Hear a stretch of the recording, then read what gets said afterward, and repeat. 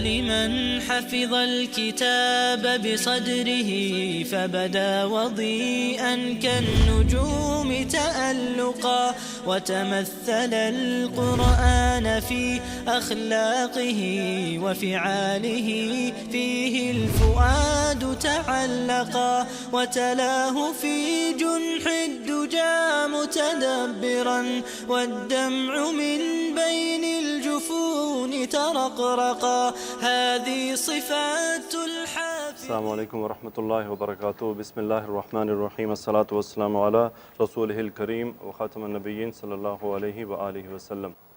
معارف الحدیث کتاب الرقاق، بہت پیاری حدیث سامنے ہے. اللہ تعالیٰ سے دعا ہے کہ یا اللہ ان حدیث کو سمجھنے، اس پر عمل کرنے کی توفیق عطا فرما.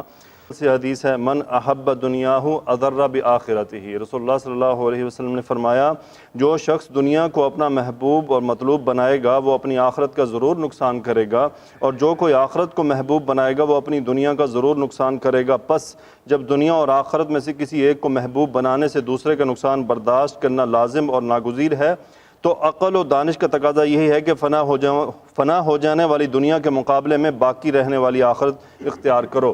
یہ بیچ کا جو پورشن ہے دنیا اور آخرت میں سے ایک کو محبوب بنانا، یہ مولانا صاحب نے بیچ میں ایک نقطہ تشریح کا لکھ دیا ہے، ورنہ حدیث صرف اتنی سی ہے من احب دنیاہ اضر بآخرتہ. جس نے دنیا کو محبوب بنا لیا اس نے اپنی آخرت کا نقصان کیا.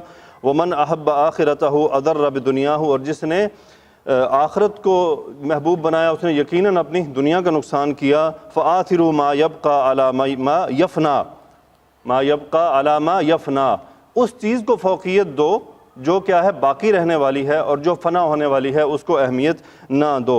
تو سادی سی بات ہے، ہماری زندگی میں ہم دیکھ سکتے ہیں کہ اگر ہم دین اور آخرت کو امپورٹنس دیں گے تو یقینی طور پہ دنیا کا نقصان ہے. دنیا کا کیا نقصان ہے؟ آپ کا کاروبار کم ہوگا، بزنس کم ہوگا، دنیا سمیٹنے میں ہم کم رہ جائیں گے. اور آپ دیکھ لیں کہ جو آخرت کو اہمیت دیتے ہیں وہ ان کی دنیا کمزور ہی ہوتی ہے میکسیمم اوورآل، اور جو دنیا کو اہمیت دیتے ہیں وہ تو پھر مقدر کی بات ہے. یہ بات یاد رہے کہ جو دنیا کو اہمیت دیتے ہیں وہ مقدر کی بات ہے کہ دنیا کو اہمیت دے کہ ان کو دنیا مل بھی جاتی ہے، اور کئی ہیں اہمیت دینے کے باوجود ان کو نہیں ملتی، تو ان کو تو ڈبل نقصان ہو جاتا ہے کہ دنیا بھی کھپا دی اور ملا کچھ نہیں، اور آخرت بھی ضائع کر بیٹھے. تو فائدہ یعنی اہمیت اسی کو دینی چاہیے جو ہمیں جو باقی رہنے والی ہے، جس کا ہمیں فائدہ ملنے والا ہے. تو اللہ تعالیٰ سے دعا ہے کہ یا اللہ ان حدیث کی اہمیت کو سمجھنے کی توفیق عطا فرما. یہ ہمارے پیارے رسول صلی اللہ علیہ وسلم کی نصیحتیں، احکامات، مشورے ہیں سارے. آگے جی ہم سورہ بقرہ شروع کرتے ہیں، بسم اللہ کرتے ہیں. آج آیت نمبر 57، آیت نمبر 57، 58 اور 59. ہو سکا تو 60 بھی کر لیں گے، ڈیپینڈ کرتا ہے ہمیں ٹائم پہ. ہم کوشش کریں گے تفسیر کے لیے ٹائم نکالیں، اور تفسیر جو میں نے چنی ہے وہ تفسیر ابن کثیر چنی ہے کیونکہ آلریڈی اس پہ کام جاری تھا. میں پہلے قرات کر دیتا ہوں. اعوذ باللہ من الشیطان الرجیم، بسم اللہ الرحمن الرحیم. وَظَلَّلْنَا عَلَيْكُمُ الْغَمَامَ وَأَنزَلْنَا عَلَيْكُمُ الْمَنَّ وَالسَّلْوَىٰ كُلُوا مِن طَيِّبَاتِ مَا رَزَقْنَاكُمْ وَمَا ظَلَمُونَا وَلَٰكِن كَانُوا أَنفُسَهُمْ يَظْلِمُونَ.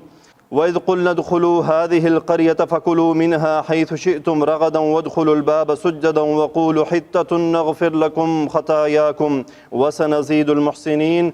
فَبَدَّلَ الَّذِينَ ظَلَمُوا قَوْلًا غَيْرَ الَّذِي قِيلَ لَهُمْ فَأَنزَلْنَا عَلَى الَّذِينَ ظَلَمُوا رِجْزًا مِّنَ السَّمَاءِ بِمَا كَانُوا يَفْسُقُونَ. صدق اللہ العظیم.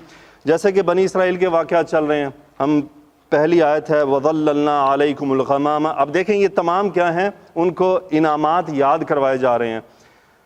کیا جی بسم اللہ کرتے ہیں.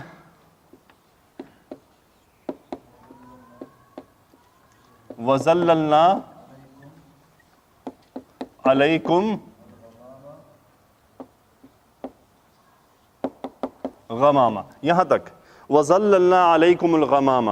یہ واو حرف عطف ہے جو پچھلی آیت کے ساتھ جا رہا ہے. وَإِذْ قَالَ مُوسَىٰ لِقَوْمِهِ، یعنی یاد کرو وہ بات، پھر اور مزید کیا یاد کرو. وَظَلَّلْنَا عَلَيْكُمُ الْغَمَامَ. ہاں جی حرف اصلیہ کیا ہے اس میں؟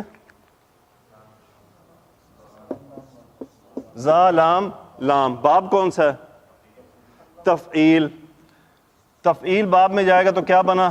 ماضی مضارع ظلل یظلل تضلیلاً، اس کا کیا مطلب ہوتا ہے جی؟ سایہ کر دینا، سایہ کر دینا۔ وَذَلَّلْنَا کون سا فعل ہے؟ ماضی یا مضارع؟ ماضی۔ کیسے پہچانا ماضی آپ نے؟ یہ نا کی جو آواز آ رہی ہے، ذللنا، تو نا کس لیے ہوتا ہے؟ نحنو، تو اس کا فاعل کیا ہوا؟ نحنو، ذللنا، ہم نے سایہ کر دیا، ہم نے سایہ کر دیا۔ کس پر سایہ کیا؟ علیکم، علی حرف جر، کم انتم کی ضمیر حالت جر کی مجرور ہے، اور یہ متعلق فعل ہے کہ کس پر سایہ کیا؟ تم پر۔ کس چیز کے ذریعے سایہ کیا؟ حالت نصب منصوب غمام، غمامتن سے یہ جمع ہے غمامہ، غمامن کیا ہے جی؟ کیا ہوتے ہیں جی غمام؟ بادل۔ کون سے بادل؟ سفید رنگ کے بادل جو آپ پہ سایہ کر دیتے ہیں۔ باقی اس کی تفصیل ہم تفسیر میں دیکھ لیں گے، وہ کیسے تھے، کہاں تھے، کیا تھا، کس جگہ پر تھے، کیوں تھے۔ اب یہ وہ سارے سوالات ہیں جو تفسیر میں ملیں گے، تو اس لیے ہم یہاں اس کو مختصر کرتے جائیں گے۔ وَظَلَّلْنَا عَلَيْكُمُ الْغَمَامَ، اور ہم نے سایہ فگن کیے تم سب کے اوپر کیا؟ بادلوں، یعنی تم سب کے اوپر بادلوں کا سایہ کر دیا، اس کی تمہیں نعمت عطا کی۔ آگے کیا ہے جی؟ وَأَنزَلْنَا عَلَيْكُمْ الْمَنَّ وَالسَّلْوَىٰ، واو حرف عطف، اور مزید کیا انعام کیا؟ انزلنا، حرف اصلیہ کیا ہے جی؟ نون زا لام، باب کون سا ہے یہ؟ انزلہ، باب افعال، انزلہ ینزل انزالا، اتارنا۔ اور کون سا فعل ہے؟ ماضی کے مضارع؟ ماضی، اور نون الف نا، نحنو فاعل ہے اس کا۔ انزلنا، ہم نے نازل کیا، ہم نے اتارا۔ کیا اتارا جی؟ پھر وہی متعلق فعل علیکم، تم سب پر کیا اتارا؟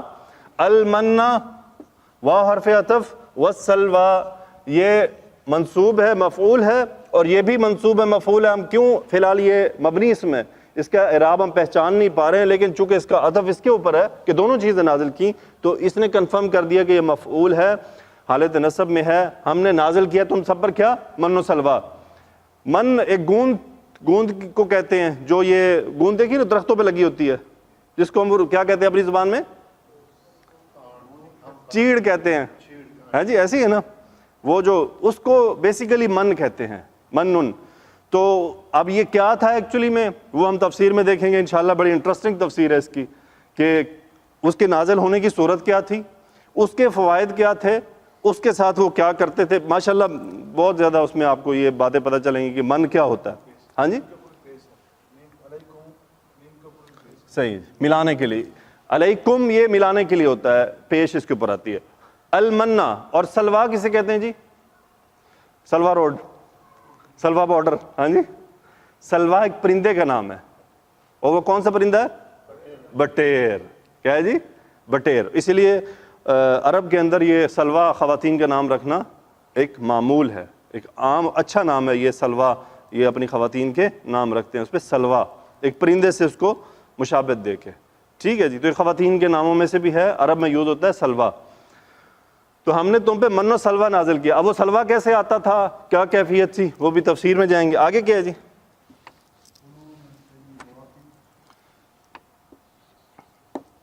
کلو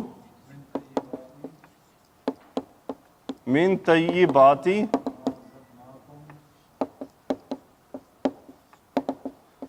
ما رزقناکم، یہاں تک، کلو من طیبات ما رزقناکم۔ کیا ہے جی؟ کون سا فعل ہے یہ؟ فعل امر ہے۔ حرف اصلی کیا ہے؟ حمزہ کاف لام، اکل یاکلو کھانا، تاکلون تم کھاتے ہو، تا ڈراپ ہوا، جمع کا صیغہ ہے امر کا، انتم کلو تم سب کھاؤ، تم سب کھاؤ۔ کیسے کھاؤ؟ اب ذرا اس کو تھوڑا سا اس پہ غور کرنا پڑے گا۔ من حرف جر، اور طیبات، طیبتن سے طیباتن جمع ہے، یہ جمع مؤنث ہے۔ طیبتن کیا ہوتا ہے؟ پاک، اور طیباتن اس کی جمع ہے پاک، پاکیوں میں سے کھاؤ، من حرف جر ہے۔ ہم فی الحال اس کو اوپن تھوڑا انڈرسٹینڈ کرتے ہیں کیا ہے یہ۔ ماں کون سا ہے جی؟ موصولہ، جب ما موصولہ آتا ہے تو پھر اس کا صلہ بھی ہوتا ہے، وہ اس کا کنیکٹ ہو رہا ہوتا ہے. وہ کیا ہے؟ رزقنا کون سا فعل ہے؟ ماضی کے مضارع، فعل ماضی. رزقنا، را زا قاف مادہ، رزق یرزقو کیا مطلب؟ عطا کرنا، رزق دینا. رزقنا فعل ماضی ہم نے دیا، اور کم کیا ہے اس میں؟ نہیں، فعل فاعل مفعول کیا ہے؟ مفعول. رزقناکم ہم نے تمہیں رزق دیا. اب جو ہم نے تمہیں رزق دیا یہ اس کا پورا صلہ بن گیا. فعل ماضی کم مفعول دونوں مل کے صلہ بنے ما کا. اب یہ پورا جو ہے یہ ہے، آپ دیکھیں من طیباتی، طیباتی آ رہا ہے نا، ہلکا آ رہا ہے، مجرور تو ہے. طیباتن، طیباتن، طیباتن، تنوین نہیں ہے. اور تنوین کس صورت میں جاتی ہے؟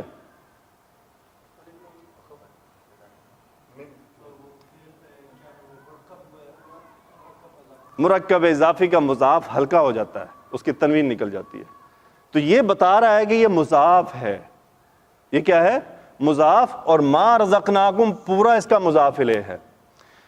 کھاؤ ہماری جو رزق ہم نے دیا اس کی پاک چیزوں میں سے کھاؤ، یعنی جو رزق دیا اس کی پاک چیزیں کھاؤ. اچھا یہ کیوں یہاں من و سلوہ آیا، پاک چیزیں آیا؟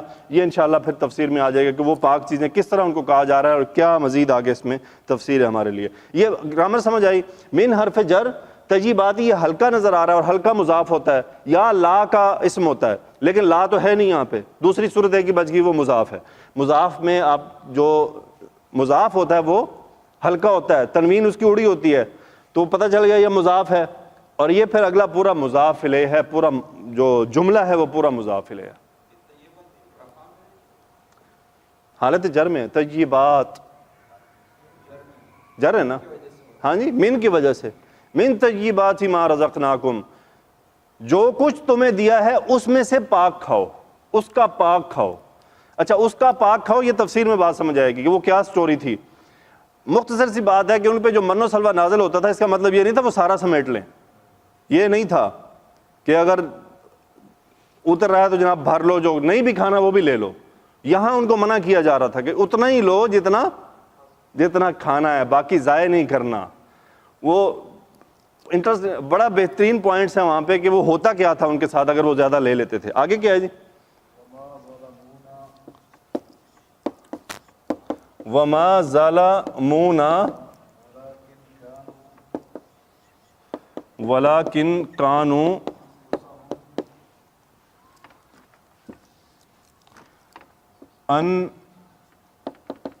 انفسہم یظلمون. ہاں جی یہ ہے جی وما ظلمونا. نسیم بھائی آپ نے جواب نہیں دینا، آپ تیاری کر کے آتے ہیں پوری اور پھر وہ گڑبڑ ہو جاتی ساری. وما ظلمونا اس کا کیا ہے؟ میں کیوں نسیم بھائی کو منع کر دیا؟ وہ پوری گرامر پہلے سے 6 دن پڑھ رہے ہوتے ہیں تو پھر ان کا تو کام ہو جاتا ہے آسان. ٹھیک ہے جی. ظلمونا، واو حرف عطف، ما کیا ہے؟ ما نفی ہے کیونکہ فعل ماضی آ رہا ہے. ما نفی نہیں، کیا نہیں؟ ظلمونا. اس کو پہچانے.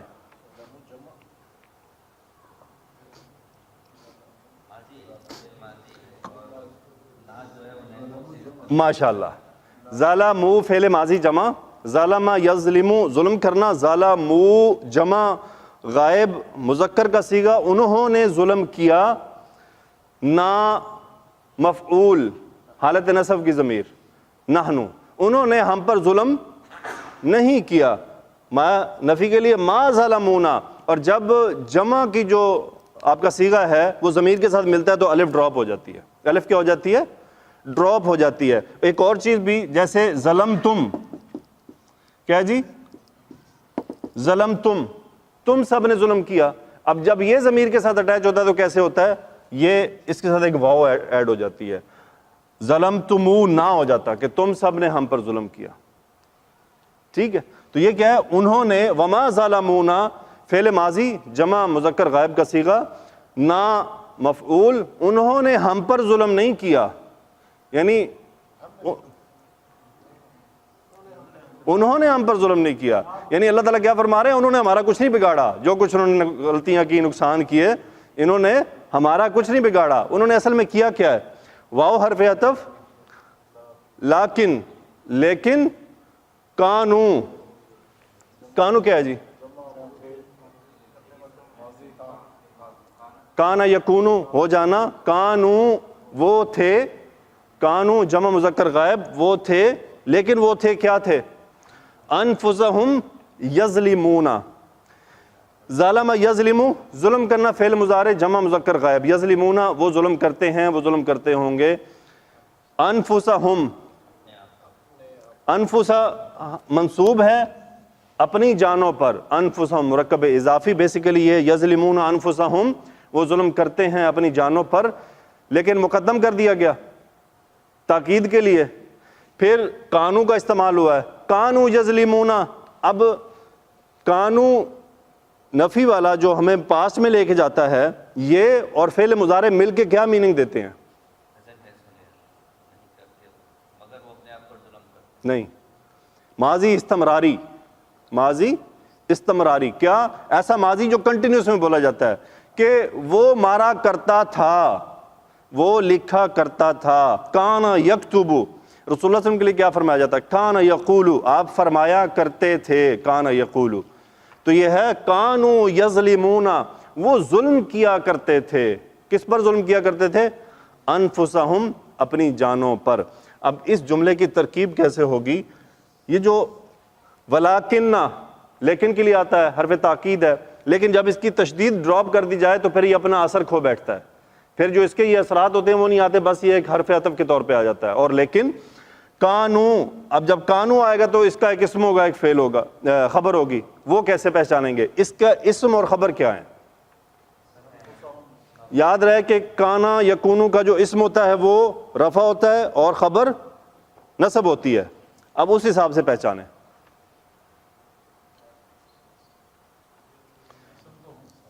یہ اسم ہو گیا اور یہ اس کی خبر ہے. تو ترجمہ کیا بن گیا؟ وہ اپنی جانوں پر ظلم کیا کرتے تھے، یعنی وہ ہمارا کچھ نہیں بگاڑتے تھے، وہ جو کچھ کرتے تھے اس کا جو نقصان انہیں بھگتنا ہے. آگے کیا ہے جی؟ اگلی آیت.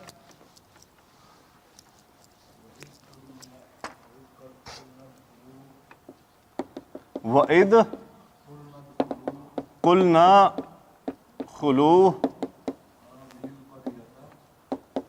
هَذِهِ الْقَرْيَةَ. یہاں تک یہ از آپ کو اب سمجھ آ چکا ہے کہ از کیا ہے. از کیا ہوتا ہے جی؟ ہاں جی، جب کہ، لیکن اصل مفہوم کیا ہے اس کا؟ یاد کرو، مزید نعمت یاد کرائی جا رہی ہے. وَإِذْ حرف عطف از، یاد کرو. قلنا، قلنا کیا ہے جی؟ فعل ماضی مضارع ماضی اور فاعل نحنو، نا. قلنا ہم نے کہا. وَإِذْ قلنا جب ہم نے کہا، تو اب کیا کہا؟ وہ اس کا پورا مقولہ آ رہا ہے کہ جو فرمان تھا جو اللہ سبحانہ و تعالیٰ نے کہا تھا وہ کیا ہے؟ دال خا لام مدہ دخل یدخلو باب نون سے. تو کیا ہے؟ فعل ماضی مضارع کیا؟ امر کا صیغہ ہے، جمع کا. ادخلو تم سب کیا ہو؟ داخل ہو جاؤ، تم سب داخل ہو جاؤ. کہاں داخل ہو جاؤ؟ ہذہ القریۃ مرکب اشاری، ہذہ اشارہ، القریہ مشار الیہ. چونکہ قریہ مؤنث اسم ہے اس لیے اشارہ ہذہ آ رہا ہے، اور قریۃن ہوتا ہے بستی. تم سب داخل ہو جاؤ اس بستی میں. اور یہ حالت نصب ہے، یوں سمجھ لیں کہ مفعول ہے، لیکن گرامیٹیکل انالیسس کا یہ ہے کہ چونکہ داخلہ یدخل ایک ایسا فعل ہے جو لازم ہوتا ہے، متعدی نہیں ہے، اس کا مفعول نہیں ہوا کرتا، تو اس کے آگے جو نصب آئے گی وہ ظرف کہلائے گی، کہ ان کو ایک مقام بتا دیا گیا کہ اس مقام میں داخل ہو جاؤ. تو وہ مفعول نہیں کہلاتا، بظاہر مفعول لگ رہا ہے لیکن گرامیٹیکلی وہ مفعول نہیں کہلاتا، وہ کہتا ہے یہ ظرف ہے کہ داخل ہو جاؤ اس بستی میں. حاضی ہی یہاں پہ رفع نصب جر کیا ہے؟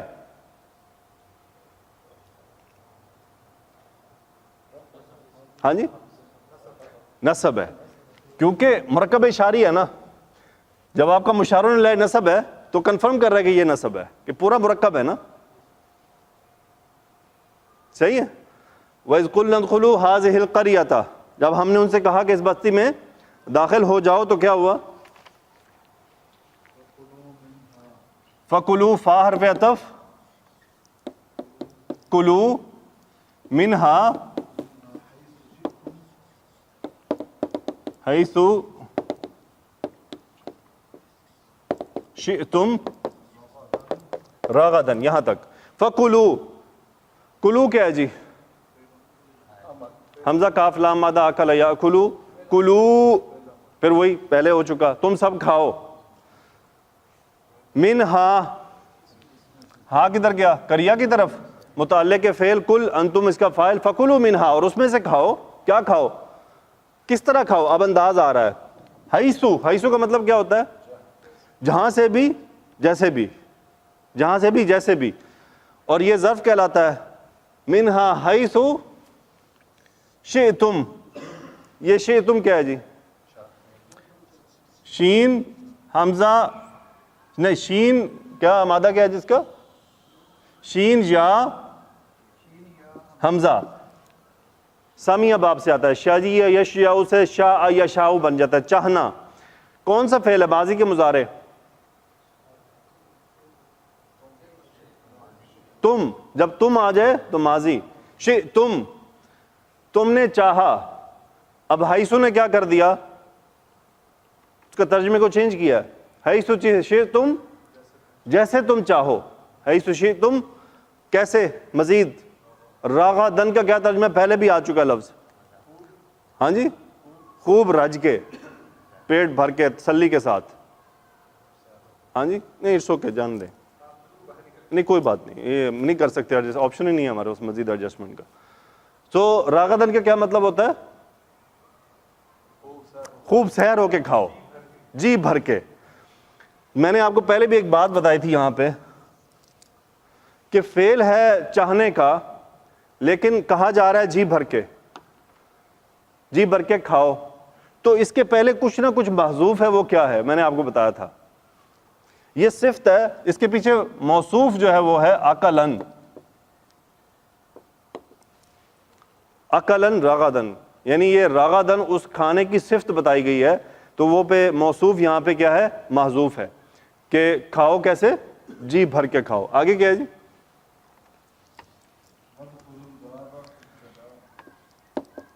کیوں جی ریپیٹ ہو رہے ہیں نا اب الفاظ. وَادْخُلُوا الْبَابَ سُجَّدًا. ہاں جی، واو حرف عطف، پھر فعل امر سیم وہی جو ہے. ادخلو، تم داخل ہو، دروازے سے، دروازے سے داخل ہونا ہے. البابا، جیسے میں نے آپ کو بتایا داخل یدخلو، جب بھی بغیر کسی پریپوزیشن کے آتا ہے، ڈائریکٹ اسم لایا جا رہا ہوتا ہے. یعنی جیسے ادخلو فی الجنت، فی الجنتی، داخل ہو جاؤ جنت میں. فی آتا ہے نا، یہاں پہ فی یا من نہیں لایا گیا، کیونکہ جس چیز میں فزیکلی داخل ہوا جا سکے اس کو بغیر پریپوزیشن کے بھی لایا جاتا ہے اور لایا جا سکتا ہے، اس لیے یہاں پہ پریپوزیشن یوز نہیں ہوئی. وَادْخُلُوا الْبَابَ، اور داخل ہو جاؤ دروازے میں. کیسے داخل ہونا ہے؟ سجدن، نصب آ رہا ہے. اور نصب کیوں آ رہا ہے؟ یہ وہ جو ان کو کام کرنے کو کہا گیا ہے اس کی کیفیت بتائی جا رہی ہے. حال میں داخل ہونا ہے تم نے. وَادْخُلُوا الْبَابَ سجدن، اور داخل ہو جاؤ دروازے سے کیسے؟ سجدہ کرتے ہوئے. اس کی تفسیر ہم پڑھیں گے کہ سجدہ کرتے ہوئے کیسے داخل ہوا جا سکتا ہے. آگے کیا ہے جی؟ وَقُولُوا حِطَّةٌ، یہاں پہ حِطَّةٌ، واو حرف عطف، قولو، پھر کیا ہے جی؟ قال یقولو، تقولون، تا ڈراپ، نون ڈراپ، قولو فعل امر قالا کا، تم سب کہو، تم سب کہو. اب یہ تمام حال بتائے جا رہے ہیں کہ کس حال میں داخل ہونا ہے تم نے. وقولو حطۃ، اب دیکھیں یہ حالت رفع میں آ رہا ہے، یہ ایک پوائنٹ ہے. حطۃ یعنی حطۃ کہتے ہوئے داخل ہو جاؤ. علماء نے یہ فرمایا ہے کہ یہ خبر ہے مبتدا محذوف کی. یہاں پہ ایک مبتدا جو ہے وہ کیا ہے؟ محذوف ہے. تو ڈائریکٹ خبر لائی گئی ہے کہ داخل ہو جاؤ کس طرح؟ حطۃ کہتے ہوئے. حطۃ کا کیا مطلب ہے جی؟ مجھے یعنی ہمیں معاف کر دے، یہ کہتے ہوئے تم داخل ہو جاؤ اس بستی میں. وقولوا حطۃ نغفر لکم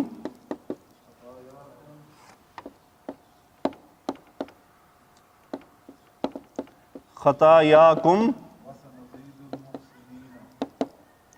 وسنزید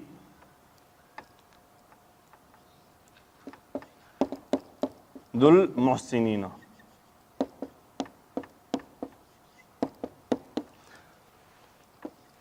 وقولوا حطۃ، اور یہ کہتے ہوئے داخل ہونا ہے تم نے کہ حطۃ یعنی ہمیں معاف فرما دے. نغفر لکم، ہاں جی،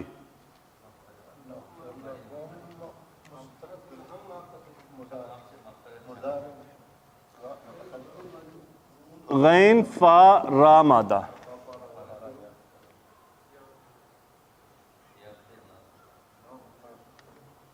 ہاں جی،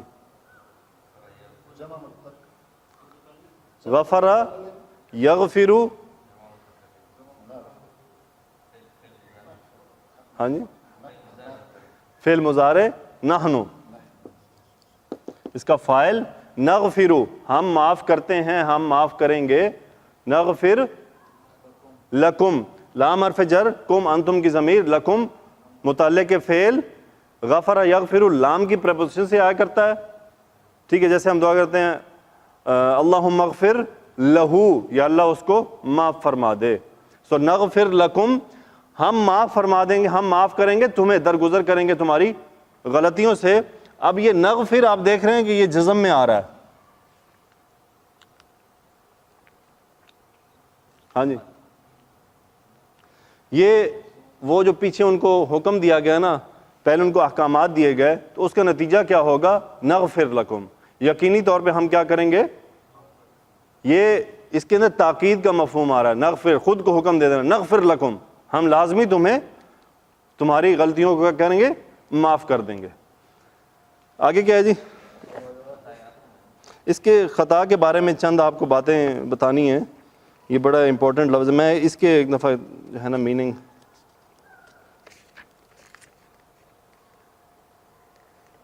ہاں جی، نغفر لکم، ہم تمہاری، اب نغفر لکم، ہم تم سب کے کیا کریں گے؟ معاف کریں گے. کیا معاف کریں گے؟ خطایاکم، خطایاکم. اس خطایا کے بارے میں چند باتیں میں آپ کو بتاتا ہوں یہ کیا ہے. چلیں پہلے آگے بات کر لیں، پھر اس کو میں آپ کو پوری ایک ہی دفعہ بتاتا ہوں. واو حرف عطف ہے، معافی کے بعد کیا ہوگا؟ سین کیا ہے جی؟ حرف استقبال، مستقبل کے لیے نزیدو،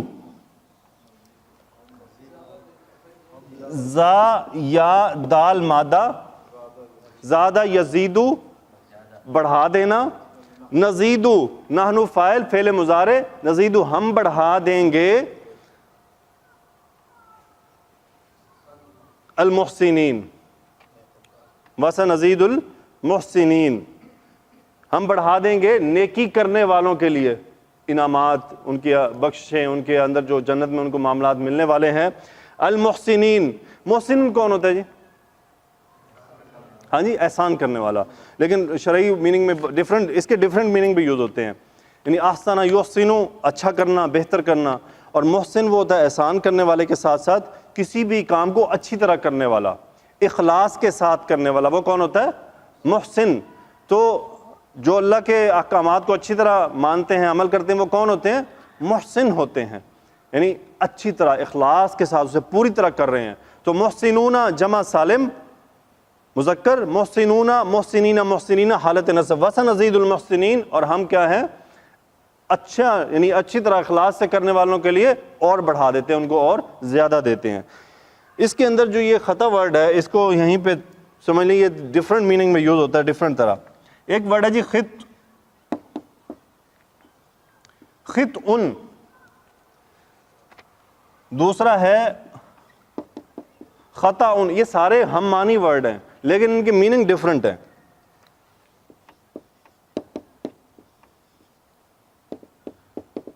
خطیئۃ، اچھا خطیئۃ ہوتا ہے مطلب غلطی، خطء بھی غلطی ہے اور خطأ بھی غلطی ہے. تینوں کا میننگ کیا ہے؟ غلطی، گناہ، غلطی، گناہ.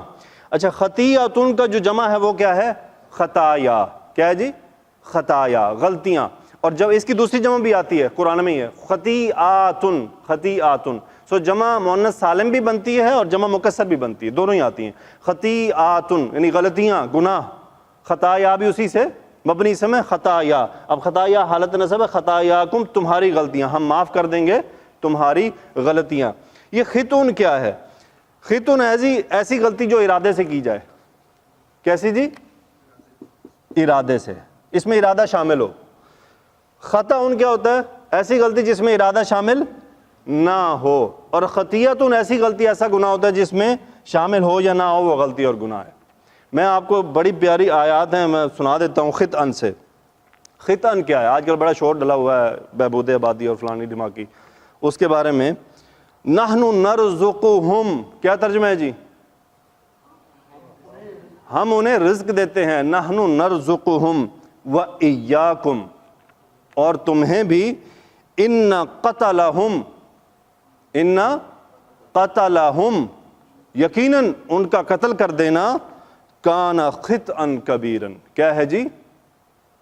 بہت بڑی یہ ارادتاً غلطی ہے، کیونکہ اللہ وعدہ فرما رہے رزق میں دیتا ہوں، اور تم اس جان کو آنے سے منع کر رہے ہو، تم نہیں پسند کر رہے کہ وہ جان دنیا میں آئے، تو کان خطأ کبیرا، یہ وہ گناہ ہے جو تم جان بوجھ کے کر رہے ہو، ارادتاً کر رہے ہو، غلطی سے نہیں ہو رہا تم سے، کیونکہ تمہیں جب بتا دیا گیا ہے کہ رزق میں دیتا ہوں، اللہ سبحانہ و تعالیٰ، اللہ فرما رہے ہیں کہ رزق میں دیتا ہوں، ان کی پرورش میں کرتا ہوں، حفاظت میں کرتا ہوں، تو پھر اس کے باوجود تم اس جان کو نہیں آنے دینا چاہتے، تو کیا ہے؟ کان خطأ کبیرا، یہ وہ غلطی ہے تو ارادے سے کر رہے ہو، غلطی تم سے جان ایسے نہیں انجانے میں نہیں ہو رہی ہے۔ یہ ہے الفاظ کا فرق قرآن پاک میں استعمال سے کیا میننگ بن رہا ہے، حالانکہ تینوں کا مطلب غلطی ہے۔ جو اگلا ورڈ ہے خطأ، وہاں پہ ہے رفع عن امت الخطأ والنسیان، اور یہی ورڈ دوسری ایک آیت میں یوز ہوا ہے جہاں پہ قتل ہے، یعنی ایک قتل غلطی سے ہو جاتا ہے تو وہاں پہ اسے کیسے قتل خطا، جان بوجھ کے نہیں کیا گیا، غیر ارادی طور پہ ہو جانا، تو وہاں پہ خطا لفظ ہے، اس کا خطا ہو گئی۔ ہم نہیں کہتے یار مجھ سے خطا ہو گئی، خطا کا کیا مطلب ہے؟ یعنی ایسی غلطی ہوئی ہے جو میں چاہتا نہیں تھا، بے ارادہ غلطی، اور یہ کیا ہے؟ خطأ کبیرا، بہت بڑی غلطی ہے جو تم جان بوجھ کے کر رہے ہو۔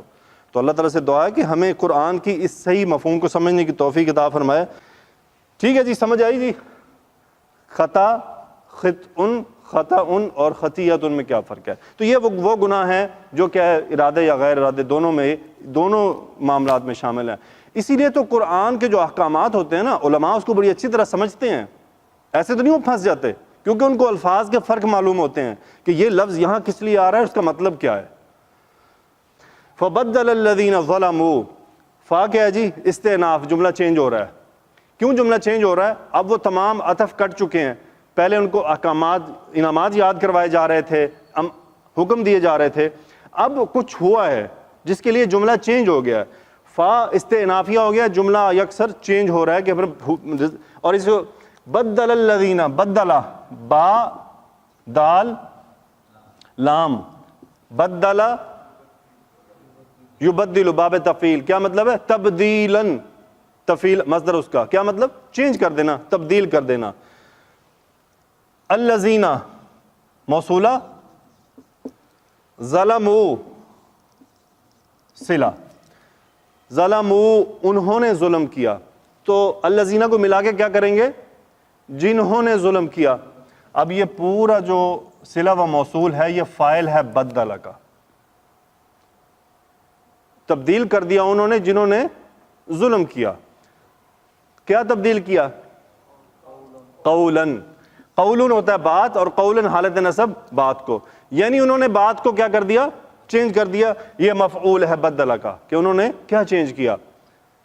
یہ پچھلی آیت سے ریلیٹڈ ہے، اللہ نے حکم دیا تھا قولوا حطۃ نغفر لکم، قولوا حطۃ، کہ تم کیا کہنا؟ حطۃ، انہوں نے یہ حطۃ بدل دیا تھا۔ فبدل الذین ظلموا قولا غیر الذی، اب یہ ہے موصوف، مفعول تو ہے ہی، موصوف بھی ہے، یہ غیر اس کی صفت آ رہی ہے، یعنی کس طرح بدلا؟ غیر الذی قیل لہم، الذی موصول، اس میں موصول، اور یہ کون سا فعل ہے جی؟ ہاں جی، فعل ماضی مجہول، فعیلہ کے وزن پہ قویلہ، اب وا کے نیچے زیر ہے، وہ یا مانگے گا، اور یا پیچھے اپنے زیر مانگتی ہے، تو کیا بن گیا؟ قیلا۔ دیکھیں کالا وہ کہتا ہے، یقولو اس سے یقولو وہ کہتا ہے، کالا اس نے کہا، قیلا اس سے کہا گیا، قیل لہم، اور لام کی پریپوزیشن سے لازمی آتا ہے قالا یقولو، متعلق فعل ان سے کہا گیا، الذی جو ان سے کہا گیا، انہوں نے تبدیل کر دیا غیرہ سوا اس کے جو ان سے کہا گیا۔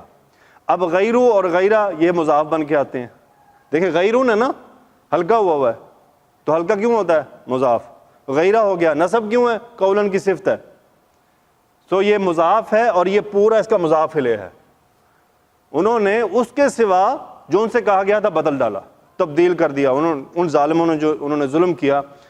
فَأَنزَلْنَا، فا حرف عطف سبب آ رہا ہے، اب پھر کیا رزلٹ کیا نکلا اس کا جو انہوں نے یہ کام کیا؟ انزلنا، ہم نے نازل کیا، فعل ماضی باب افعال ہم بہت بار کر چکے ہیں۔ انزلنا ہم نے نازل کیا، الا حرف جر، الذین موصول اور ظلموا صلہ سیم پیٹرن پہ، فانزلنا علی الذین ظلموا، اور یہ پورا متعلق فعل بن گیا، جار مجرور بن گیا۔ ہم نے نازل کیا ان پر جنہوں نے ظلم کیا، کیا نازل کیا؟ یہ اب اس انزلنا کا مفعول ہے، رجزن، رجزن ہوتا ہے عذاب، ہم نے ان پر ایک بڑا عذاب نازل کیا، نکرہ آ رہا ہے عذاب کی، کہ بڑا عذاب ان پہ نازل کیا۔ کہاں سے نازل کیا؟ من السماء، آسمان سے، من حرف جر، السماء مجرور متعلق فعل۔ کیوں نازل کیا؟ بما کانوا یفسقون، اب اس کو تھوڑا سا سمجھیے، فی الحال کانوا یفسقون، اس کو دیکھیں، پھر وہی پہلے ہوا ابھی، کانوا یظلمون، وہ ظلم کیا کرتے تھے، کانوا یفسقون، وہ نافرمانی بغاوت کیا کرتے تھے، نافرمانی میں بڑھے ہوئے تھے، فسق کیا کرتے تھے۔ اب ماں کیا ہے یہاں پہ؟ یہ ماں کہلاتا ہے مصدریہ، کہ اس کے میننگ کو مصدر کے میننگ میں لے کے چلا جاتا ہے، اور با سببیہ ہے۔ با کیا ہے؟ حرف جر، سبب بتا رہا ہے کہ یہ سب کیوں نازل ہوا۔ اس کا جو ترجمہ یوں کیا جائے گا، یہ ماضی استمراری بننا ہے نا، یعنی ان کے نافرمانی پہ ڈٹے رہنے کی وجہ سے، کہ وہ بار بار نافرمانیاں کر رہے تھے۔ دیکھیں پیچھے سے چلیں، ان کو کتنے حکم ملتے آئے، وہ لگے رہے نا۔ اگر آپ ایسے جیسے ہم سنجیدہ سے سوچیں نا، یہ جو کچھ ہم پڑھ رہے ہیں ابھی تک، یہ سارا کچھ ہو رہا ہے اس وقت، یہ قوم، یہ امت کر رہی ہے، جو کچھ کہا جا رہا ہے اس کے اگینسٹ جا رہی ہے، جو کچھ کہا جا رہا ہے اس کے اگینسٹ جا رہی ہے۔ بس اللہ نے اس امت پہ احسان کیا ہے رسول اللہ صلی اللہ علیہ وسلم کی وجہ سے، کہ اس امت پہ کلیکٹیو عذاب نہیں آئے گا۔ عذاب کی ڈیفرنٹ کنڈیشنز ہوں گی، لیکن پوری امت تباہ نہیں کی جائے گی۔ تو اگر ہم انالیسز کریں جو ہم سیکھ رہے ہیں، پڑھ رہے ہیں، دیکھیں ان کو ہماری قوم اس میں کیا کیا کر رہی ہے، ہم اس میں کہاں تک انوالو ہیں، یعنی ہم ایز اے مسلم سب۔ سو بما کانوا یفسقون، یہ کیوں نازل ہوا ان پہ؟ با سببیہ ہے، ما مصدریہ ہے، مصدریہ سے منانے، اب اس کا گرامیٹیکل ترجمہ نہیں کریں گے بلکہ اس کا مصدر کے میننگ میں لے کے چلے جائیں گے، ان کے نافرمانی کرنے کے سبب۔ اور گرامر سے دیکھیں نا، کانوا یفسقون، وہ نافرمانی کیا کرتے تھے، اور یہ ماضی استمراری ہے، ما مصدریہ نے اس کو مصدر کے استمرار میں میننگ کو لے لیا۔ کیوں جی مزہ آیا؟ تین آیات ہو گئیں۔ اعوذ باللہ من الشیطان الرجیم، بسم اللہ الرحمن الرحیم۔ تفسیر ابن کثیر، سورۃ البقرہ، آیت نمبر 57۔ وَظَلَّلْنَا عَلَيْكُمُ الْغَمَامَ وَأَنزَلْنَا عَلَيْكُمُ الْمَنَّ وَالسَّلْوَىٰ، اور ہم نے تم پر سایہ کیا بادلوں کا اور کھانے کے لیے تم پر من و سلوہ اتارا۔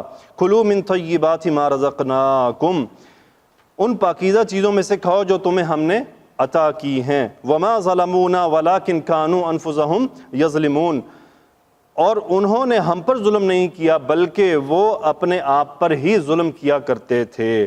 یہ آیت نمبر 57، اس کی تفسیر دیکھتے ہیں جی۔ بادل کا سایہ، من و سلوہ کا نزول کس طرح سے تھا، یہ ذکر کرنے کے بعد ان سے عذاب کو دور کر دیا گیا۔ اب اللہ سبحانہ و تعالیٰ ان نعمتوں کا ذکر فرما رہا ہے جن سے اس نے بنی اسرائیل کو نوازا۔ اچھا، پہلے جو بچڑے کا ذکر ہوا کہ انہوں نے بچڑے کو معبود بنایا، اللہ تعالیٰ نے ان کو جو ہے اس سے معاف کر دیا، ان کی توبہ قبول ہوگی۔ اب اس کے بعد دوبارہ ان کو پھر انعامات کا یاد دلوایا جا رہا ہے، تو اس کا سلسلہ جاری ہے جن سے اس نے بنی اسرائیل کو نوازا تھا۔ چنانچہ ارشاد باری تعالیٰ ہے، وَظَلَّلْنَا عَلَيْكُمُ الْغَمَامَ، اور ہم نے بادلوں کا تم پر سایہ کیے رکھا۔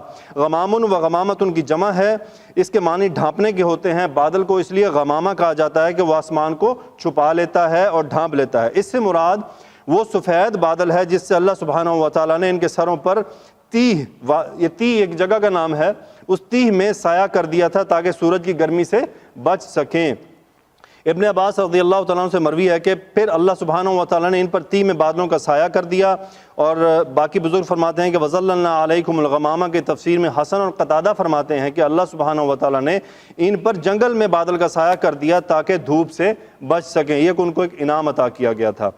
باقی مزید مفسرین لکھتے ہیں کہ وہ ایک بہت ہی ٹھنڈا اور پاکیزہ بادل تھا، یعنی بادل کیا تھا؟ ٹھنڈا بھی تھا اور پاکیزہ تو صاف ظاہر تھا ہی تھا کہ اللہ رب العزت کی طرف سے اسپیشل بھیجا گیا۔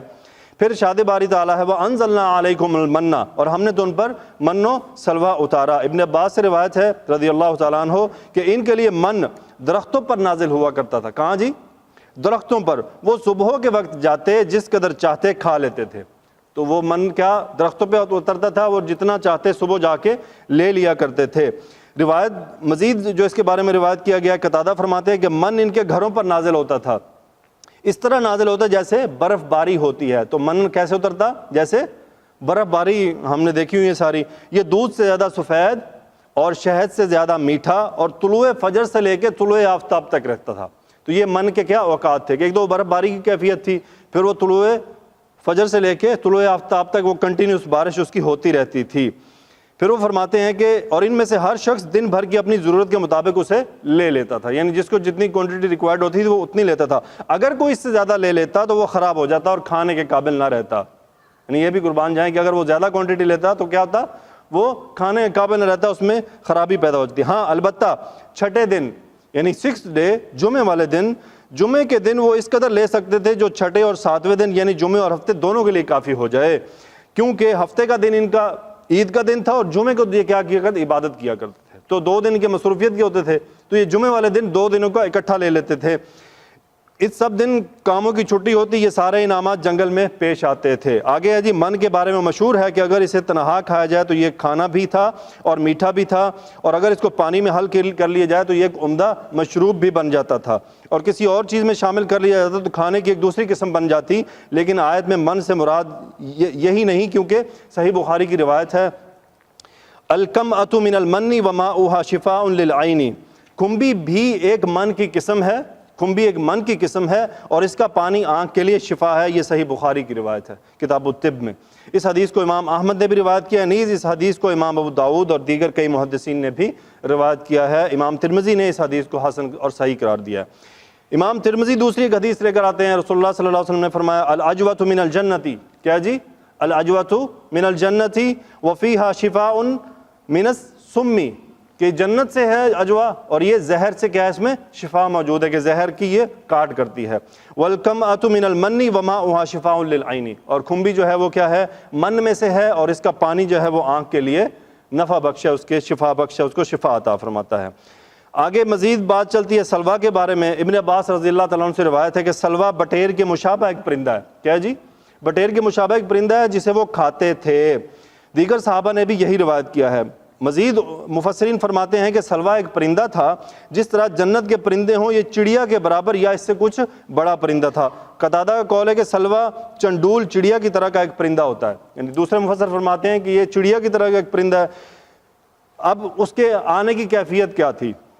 جنوب کی طرف سے ہوا چلتی تو وہ ڈھیر لگا دیتی، یعنی جنوب سے ہوا چلتی اور پرندوں کے ڈھیر لگ جاتے۔ آدمی اپنے دن بھر کی ضرورت کے مطابق ذبح کر لیتا، اور اگر وہ ضرورت سے زیادہ جمع کرتا تو خراب ہو جاتا اور کھانے کے قابل نہیں رہتا۔ آگے فرماتے ہیں کہ جی اسی تفسیر میں، ہاں البتہ چھٹے دن یعنی جمعے کے دن وہ اس قدر ذبح کر سکتے تھے جو چھٹے اور 7ویں یعنی جمعے اور ہفتے کے دونوں دنوں کے لیے کافی ہوں، کیونکہ ہفتے کے دن عبادت کا دن تھا اور اس دن عبادت کے سوا دیگر تمام کاموں سے چھٹی ہوتی تھی۔ تو یہ ہفتے کی اور جمعے کی جو چھٹی کا کانسیپٹ ہے یہ کہاں سے چلتا آ رہا ہے؟ ہاں جی، کہاں سے چلتا آ رہا ہے؟ جمعہ اور ہفتہ چھٹی۔ تو جمعے کے دن ان کا ہاں عبادت تھا اور اس کو عید منایا کرتے تھے، اور ہفتے کی ان کی یعنی ڈول چھٹی ہو گئی، یعنی ہفتے کی چھٹی نہیں تھی ان کی، لیکن وہ ہفتے کا بھی مال اکٹھا کر لیتے تھے۔ تو ہمارے ہاں جمعے ہفتے کی 2 چھٹیاں، تو اس کا مطلب چھٹی کا کانسیپٹ بہت دور سے چل رہا ہے، یعنی عبادت سے بھی چھٹی لے رہے کہ جمعے کو عبادت کرتے تھے، باقی پورا ہفتہ چھٹی۔ تو چھٹی ایک ایسا لفظ ہے جو بڑا مزہ دیتا ہے، کیوں جی؟ ہاں جی، بڑے بڑے کو خوش کر دیتا ہے۔ ڈیوٹی سے چھٹی ہو، کلاس سے چھٹی ہو، جہاں سے بھی چھٹی ہو۔ آگے جی ارشاد باری تعالیٰ ہے کلوا من طیبات ما رزقناکم، جو پاکیزہ چیزیں ہم نے تم کو عطا فرمائی ہیں ان کو کھاؤ۔ یہ حکم اباحت کے لیے تھا، یعنی ان چیزوں کا کھانا ان کے لیے مباح تھا، اس میں رہنمائی بھی تھی اور احسان بھی تھا۔ اور ارشاد باری تعالیٰ ہے وما ظلمونا ولکن کانوا انفسهم یظلمون، اور انہوں نے ہم پر ظلم نہیں کیا بلکہ اپنے آپ پر ہی ظلم کیا کرتے تھے، یعنی ہم نے تو انہیں یہ حکم دیا تھا کہ یہ رزق جو ہم نے تمہیں عطا فرمایا اسے کھاؤ اور اپنے رب کا شکر بجا لاؤ، جیسا کہ فرمایا کلوا من رزق ربکم واشکروا لہ، یہ سورہ سبا کی آیت ہے۔ ہم نے کہا کہ تم اپنے رب کا رزق کھاؤ اور اس کا شکر ادا کرو، لیکن انہوں نے اپنے رب کے حکم کی مخالفت کی، کفر کیا اور اپنے اوپر ظلم کیا، حالانکہ انہوں نے خود اپنی آنکھوں سے روشن نشانیوں، معجزات قاطعہ اور بہت سے خرقے عادت امور کا مشاہدہ بھی کر لیا تھا۔ یعنی انہیں وہ رزق دیا گیا، انہیں وہ دیا جا رہا تھا، انہوں نے پھر نافرمانی کی اور ان کو یعنی تھوم وصل پیاز چاہیے تھے، تو وہ یعنی اللہ تعالیٰ نے ان کے لیے ایک انعامات اتار دیے اور وہ پتہ نہیں کن باتوں میں پھنس گئے۔ ویسے اللہ نے بڑے انعامات کیے ہیں اس قوم پہ، یہ جو بنی اسرائیل کی قوم ہے، اگر ہم تفسیر یا حدیث پڑھیں تو واقعی وہ بڑی اللہ کی پیاری قوم تھی، لیکن وہ ایسے نافرمان تھے کہ بار بار نافرمانیاں کرتے تھے اتنا کچھ دیکھ کے۔ اس آیت سے علماء نے ایک بات لی ہے، انہوں نے صحابہ کرام کی شان بیان کی ہے، میں اس تفصیل میں زیادہ مختصر بتاتا ہوں انہوں نے کیا فرمایا۔ یہاں پہ انہوں نے امام ابن کثیر رحمۃ اللہ علیہ نے صحابہ کے بارے میں فضیلت کے طور پہ لکھا ہے کہ آپ اگر موسیٰ علیہ السلام کی زندگی دیکھیں اور ان کے ساتھ، یہ سب ان کے ساتھی تھے نا، یہ کیا کرتے تھے جناب، بات بات پہ ان کو معجزات چاہیے تھے، بات بات پہ کہتی تھی ہم اللہ نعوذ باللہ اللہ تعالیٰ کو ہم نے دیکھنا ہے، ہمیں بدلی چاہیے، ہمیں من و سلوہ چاہیے، ان کو کچھ نہ کچھ چاہیے ہوتا تھا۔ لیکن انہوں نے یہاں پہ بیان کیا کہ صحابہ کی زندگی کو اٹھا کر دیکھیں، وہ رسول اللہ صلی اللہ علیہ وسلم کے ساتھ انہوں نے 23 سال کی یعنی انہوں نے 23 سال سب یعنی مختلف اوقات میں سب ساتھ رہے ہیں، کسی نے بھی معجزے کا مطالبہ نہیں کیا، کسی صحابی نے کوئی معجزہ نہیں مانگا، معجزے کافروں نے مانگے تھے، یہ بات یاد رہے، معجزے مشرک مانگتے تھے، صحابہ نے کبھی معجزہ نہیں مانگا تھا اللہ کے نبی سے۔ تو انہوں نے فضیلت بیان کیا کہ اللہ نے کیسی جماعت عطا کی تھی اللہ کے نبی کو، کبھی معجزہ ڈیمانڈ نہیں کیا، ہاں یہ ضرور تھا دعاؤں کی درخواست کی، یا اللہ کے رسول ہمارے لیے دعا فرما دیں، ہمارے کھانے میں برکت آ جائے، بارش آ جائے، تو یہ کچھ وہ کہتے تھے، معجزہ کبھی ڈیمانڈ نہیں کیا تھا۔ تو اس سے انہوں نے ایک صحابہ کی فضیلت لکھی ہے کہ صحابہ کی یہاں پہ ایک فضیلت ہے۔ اگلی آیت پہ ہم انشاءاللہ اس کو ختم کرتے ہیں، 2 آیات پہ۔ وَإِذْ قُلْنَا ادْخُلُوا هَٰذِهِ الْقَرْيَةَ فَكُلُوا مِنْهَا حَيْثُ شِئْتُمْ رَغَدًا وَادْخُلُوا الْبَابَ سُجَّدًا وَقُولُوا حِطَّةٌ نَغْفِرْ لَكُمْ خَطَايَاكُمْ، اور جب ہم نے کہا تم اس بستی میں داخل ہو جاؤ اور اس میں جہاں سے تم جی چاہو جی بھر کر کھاؤ، اور تم دروازے میں سجدہ کرتے ہوئے داخل ہونا اور کہنا اے اللہ ہمیں بخش دے، تو ہم تمہاری تمام خطائیں کیا کر دیں گے، معاف کر دیں گے۔ وَسَنَزِيدُ الْمُحْسِنِينَ، اور ان قریب ہم احسان کرنے والوں کو زیادہ دیں گے۔ فَبَدَّلَ الَّذِينَ ظَلَمُوا قَوْلًا غَيْرَ الَّذِي قِيلَ لَهُمْ فَأَنزَلْنَا عَلَى الَّذِينَ ظَلَمُوا رِجْزًا مِّنَ السَّمَاءِ بِمَا كَانُوا يَفْسُقُونَ، تو جن لوگوں نے ظلم کیا انہوں نے بات بدل دی سوائے اس کے جو ان سے کہی گئی تھی، پھر ہم نے ان ظالم لوگوں پر آسمان سے عذاب نازل کیا اس وجہ سے کہ وہ نافرمانی کیا کرتے تھے۔ اچھا یہاں پہ کیا ہوا، یہودیوں کی مذمت کے فتح کے موقع پر انہوں نے شکر کی بجائے تلبیس کو اختیار کر لیا، یعنی یہاں پہ یہودیوں کو ایک جگہ دی گئی کہ تم اس میں داخل ہو جاؤ، انہیں انعام دیا گیا، ان کو ایک شہر دیا گیا، تو اس کا انہوں نے رزلٹ کیا نکالا، انہوں نے اللہ نے ان پہ انعام کیا اور اس کا رزلٹ انہوں نے کیا، بات ہی بدل دی اور الٹا عذاب کا بنا۔ عز و جل نے یہودیوں کے جہاد سے اعراض اور ارض مقدس میں داخل ہونے سے انکار پر ملامت کرتے ہوئے وہ فرمایا کہ جب موسیٰ علیہ السلام کی صحبت میں بلاد مصر سے آئے تو انہیں حکم دیا گیا کہ ارض مقدس میں داخل ہو جاؤ، وہاں جو کافر عمالیق ہیں ان سے جہاد کرو، تو انہوں نے جہاد سے انکار کرتے ہوئے انتہائی بزدلی اور دو ہمتی کا مظاہرہ کیا۔ تب اللہ عز و جل نے انہیں جنگل میں پھینک دیا تاکہ حیران و سرگرداں پھرتے رہیں، جیسا کہ اللہ تعالیٰ نے سورہ مائدہ میں اس کا ذکر فرمایا۔ کتنے سال پھرتے رہے تھے جی؟ 40 سال گھما کے رکھا اللہ نے ایک ہی آبادی میں۔ تو اللہ سے مانگنا چاہیے بجائے اس کے کہ ہم فیملی پلاننگ اور یہ سب باتیں کریں۔ جب اللہ برکت عطا فرماتے، دیکھیں، اور یہ مقبول جان نے بڑی پیاری بات کی کہ اللہ جس جان کو دنیا میں بھیج رہا ہے تو کیا اللہ اس کو اس کا رزق نہیں دیتا؟ جبکہ حدیث میں کلیئر واضح ہے کہ جب وہ ماں کے پیٹ میں ہوتا ہے تو اس کے لیے سب کچھ۔ اب پرابلم ہماری ہے کہ ہم نے بیکن ہاؤس چن لیا ہے کہ جی میں نے اپنا بیچہ بیکن ہاؤس سے تو نیچے پڑھانا ہی نہیں ہے، تو 60,000 فیس بھر کے تو پھر صاف ظاہر یہی ہو سکتا ہے کہ 2 بچوں کی فیس کے اوپر نہیں جا سکتی بات۔ تو پرابلم ہمارے اپنے معاملات میں ہے، اللہ نے نظام ہم پورا اتارا ہوا ہے۔ تو اللہ کرے یہ باتیں دین کی ہمیں سمجھ آئیں بجائے اس کی کہ ہم مولویوں کو برا بھلا کہیں۔ مولوی کیا ہے؟ مولویوں کی کیا اوقات ہے؟ حکم تو رب العزت کا ہے، حکم تو اللہ کے نبی کے ہیں، اور یہ ہم مولویوں کی طرف چڑھ دوڑتے ہیں۔ بس وہی بات ہے نا کہ اسلام کو برا کہہ نہیں سکتے، تو آج آگے کیا مولوی کو اللہ تاڑ دو، اس کی کر دو ایسی کی تیسی۔